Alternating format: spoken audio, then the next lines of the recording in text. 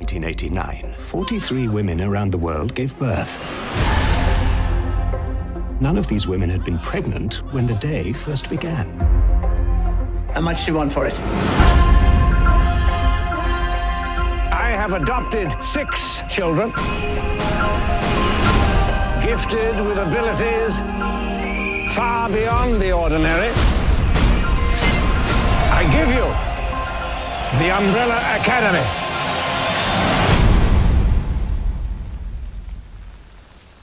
A monster. Everything about our family is insane. It always has been. Is that my skirt? Oh, yeah, this. It's very breathy on the bits. Nice to see nothing's changed. I jumped forward and got stuck in the future. Do you know what I found? Absolutely nothing. When's it supposed to happen? In 8 days. Oh, shit. There's someone out there who's trying to stop me from preventing the apocalypse. We need the full force of the Academy. Bingo.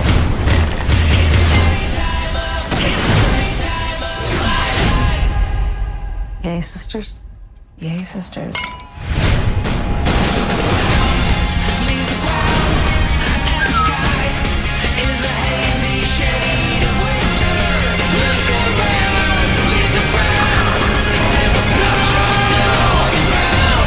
Get up, we're going. Where? Save the world. Oh, is that all? Umbrella Academy. Came out a while back. It's kind of old. Things come and go so fast now. It's just like, do you bother talking about it or do you not? And you gotta think, I like to talk about the good ones more than the bad ones because I don't really like to be negative to other people's work because I create things too, if that makes sense. Yeah, okay, so this was my kind of thing. I liked this. But halfway through, like, okay, the weird thing about this show, is it good? I mean, yeah, like, watch, yeah. But it's like, this isn't, I'm not trying to be rude, but I don't know if it's good because it's good or if it's good because it's so weird and, like, it's so weird that you want to watch it. It's not a bad thing either way in my opinion, but I don't know if if it's good because it's good or if it's good because it's so weird and original. Everything has been done at one point or another now, so anything can be a cliche. So it's just, is it a cliche or a trope that's done well versus has it been done enough? Because the love triangle will never be done enough.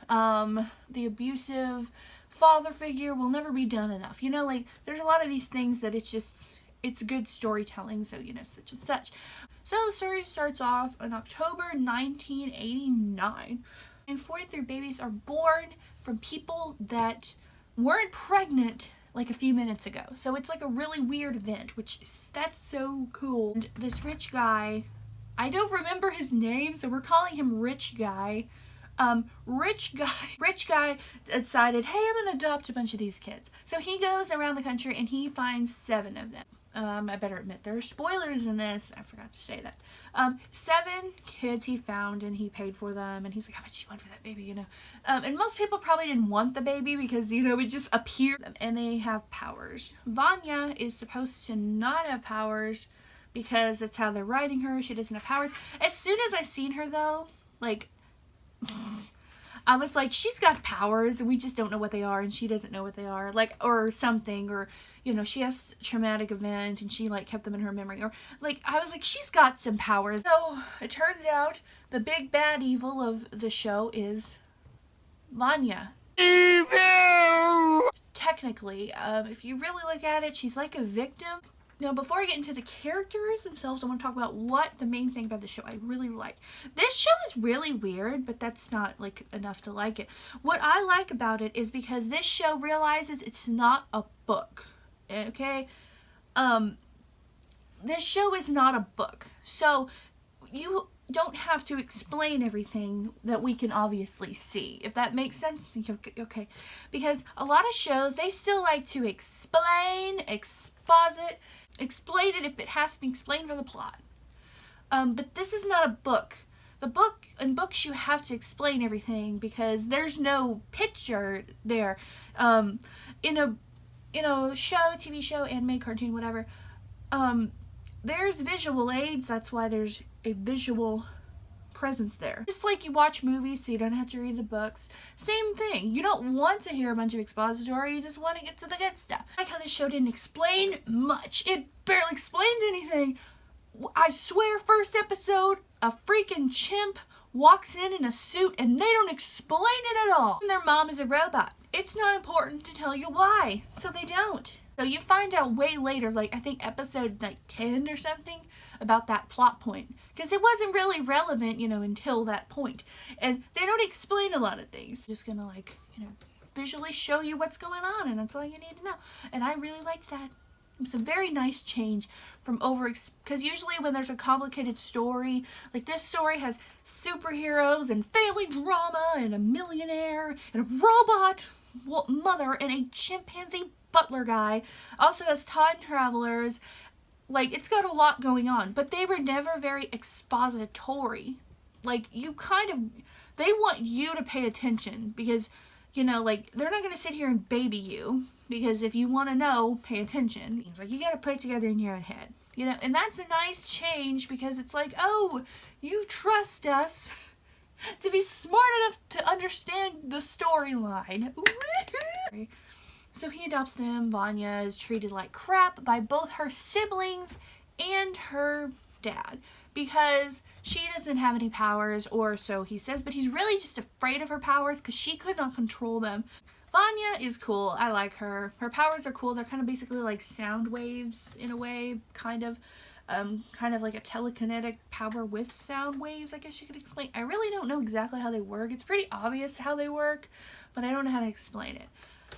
Number one, Luther is strong, can jump, whatever, and in order to save his life, his dad injected him with some stuff. I don't remember exactly what it was, but it made him turn like he's all hairy, kind of like an ape, except for his face apparently. He also has like a weird love thing going on with Allison, which is another one of the girls, or another one of the, and to me it's really weird because I'm like, okay, I know you guys aren't related, but they were raised like really young. You know, they were raised really young since they were like basically babies. Since they were basically babies, they've been treated like brothers and sisters. So it's like they're brothers and sisters. Even though none of them are related, it's still like, ugh. And then he gets on the freaking phone with Allison's daughter and he's like, oh, this is Uncle Luther. And he's sitting there having loving eyes. And I'm like, oh. Then we have Diego, which I don't really know what his powers are. I know he's like really good at like aiming things and like throwing knives and such and such. I don't know what his powers are, but he's really cool. I like him. Allison has a power like, I heard a rumor that you fell down the stairs. You'd fall down the stairs. But she got her like throat cut at the end by Vanya, so she can't talk. So I don't know if she'll be able to ever use her powers again, or well, I don't know. And Ben has like a weird power. He's got it looks like something off of Resident Evil living inside of his body, but he's killed really early on, so he's technically dead as of this series starts. But Klaus, let's talk about Klaus. He's my favorite, and he is so hot. He's the hottest person on the show. Fight me on this. He's so hot. He can still see Ben because he can see like the dead, and he basically can have seances whenever he wants. He can pull Ben to help him or anyone else on the other side or such and such. And the other thing is that his only power. He can talk to the dead. And he really enjoys like coming close to death or being in pain like a little too much. I know he can't die very easily because they're like beating the crap out of him and he's enjoying himself. Like it's a little weird. He's like the comic relief, but he's also like the sexy guy. And then he's also like the rude one at the same time. And he's also like the slacker guy. Like, he's a big mixture of a bunch of people. And I love him. Like, he's the best part about the show. And he's so pretty. Alright, I'm not talking about how pretty he is anymore. And then we have number 5. And he can time jump and basically teleport. Kind of like a Nightcrawler, except he can like time jump. You know, so it's cool. So that comes to where we are with Hat Guy. Okay, Yeah, well, that guy can apparently teleport through time. So he does, and he teleports himself to the day of, like, the apocalypse. And he's like, oh my god. And he's trying to come back. When he finally gets back, he's been working for this time company for a long time. Blah, blah, blah. You know, time jumps, stuff like that. And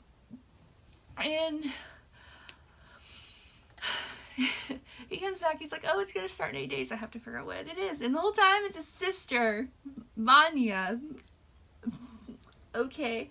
But they're like, oh, we gotta figure this out, and they're basically trying to stop it. But they have the thing, if it's meant to happen, it's meant to happen, which is like how time goes. So everything happens exactly like it's supposed to. So it gets carried out, and that's what happens. And all of this is basically carried out because of this jerkhole. I cannot remember his name because it's, oh my god. I think it's something with an L. The evil guy. Which is not at all a surprise.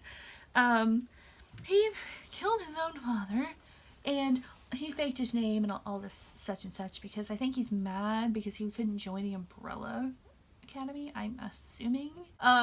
But he's basically the reason that all of this transpires. So when they go back in time, which is how this show ends, all they have to do is find that guy and wipe him out or put him in the Umbrella Academy, make him happy, do that, and everything will be solved. But I think they're going to go back in time because at the very end of the show, he's like, I'm going to teleport us all back in time because it's basically they failed and everyone's dying around them. So he's like, we're going to go back and fix Vanya so none of this will happen. So they're probably going to fix her while they're children so she doesn't feel so left out and, you know, maybe help her control her powers. So they're probably going to do that. But if they're not, then they're probably going to go back and kill that guy. The music cues in this were amazing because the music cues would come on and they were always good songs, but they were so random it like took you out of the scene kind of to where you're like, this is hilarious. Even though people are getting shot and like beat, you're laughing because the songs are so like, whoa, okay. Like it reminds me of something like watching a Deadpool movie. Like the songs just don't fit the action. It's funny. It's not annoying. It's actually really funny and creative and I like it. And this is why, not this specific obviously, but ever since I was like 10 years old, or I want to say as far back as I can remember, so we'll just say 10. I've always said 10 when people ask me because I don't know because it's always been so long. I loved the idea of storytelling and telling like unique ideas like that. Like that's unique and there's something different about it and you get to see people's like world they built. It's so interesting.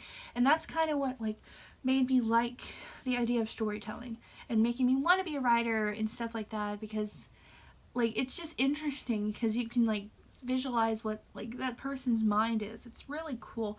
Not that I have like the right to because like I'm just basically like this 21-year-old who really likes to watch movies and TV shows. So I have no room to talk about any of this as if I even know, but it's fun to like be proud of people when they do right. And then when it falls apart, it's sad to me because I'm like, you know, it's sad. It's not like with the Kim Possible movie. I'm mad that they ruined something so nostalgic to me, yes, but I'm also so sad that now there's a really bad version of something I love out there like that. And they're expecting like people to show their kids this. I don't have kids, but I'm not showing the cats this movie. That's for sure.